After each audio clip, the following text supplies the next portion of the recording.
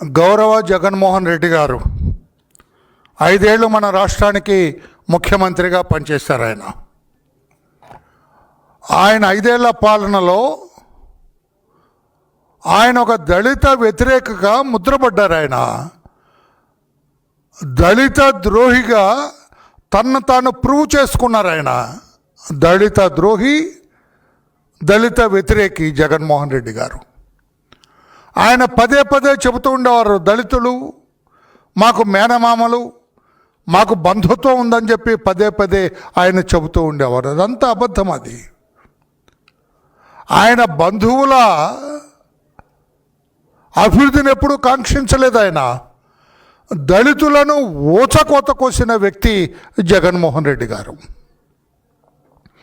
ఆయన హయాంలో, ఆయన ముఖ్యమంత్రిత్వంలో దళితులు చాలా బాధపడ్డారు,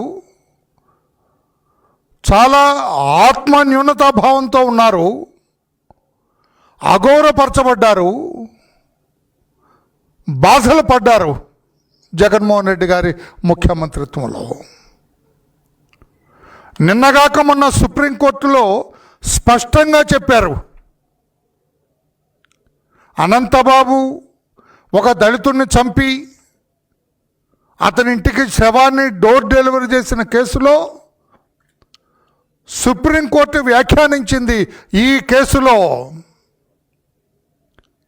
కాకి ఖద్దరు, కాకి ప్లస్ ఖద్దరు కుమ్మక్కైనవి. కుమ్మక్కవటం వల్ల దళితులకు అన్యాయం జరిగింది. కేసు దర్యాప్తు సజావుగా సాగలేదు. కేసు దర్యాప్తు నానా విధాలుగా నడిచింది. పర్ఫెక్టరీ ఇన్వెస్టిగేషన్ జరిగింది.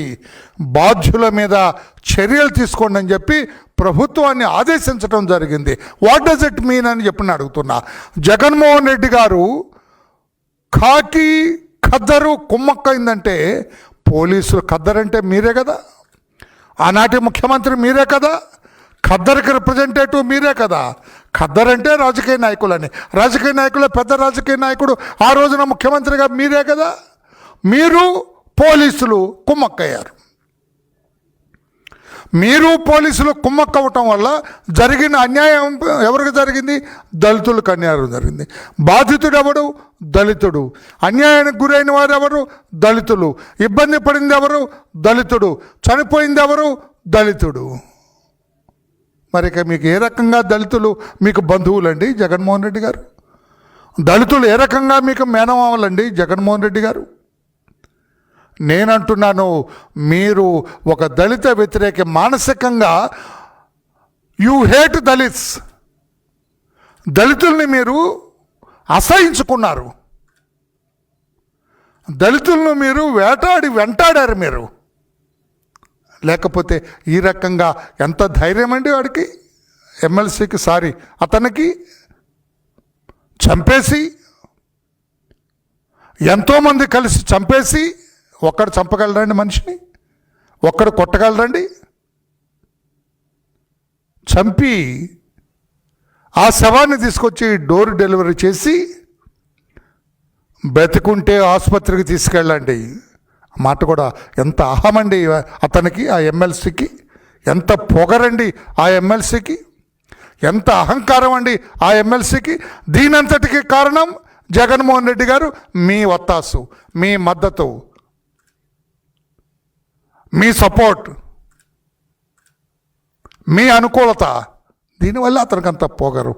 బ్రతికుంటే ఆసుపత్రికి తీసుకెళ్ళండి, చస్తే శ్మశానానికి తీసుకెళ్ళండి అని అక్కడ పడేసి వెళ్ళిపోతే పోలీసులు ఏం చేయాలండి?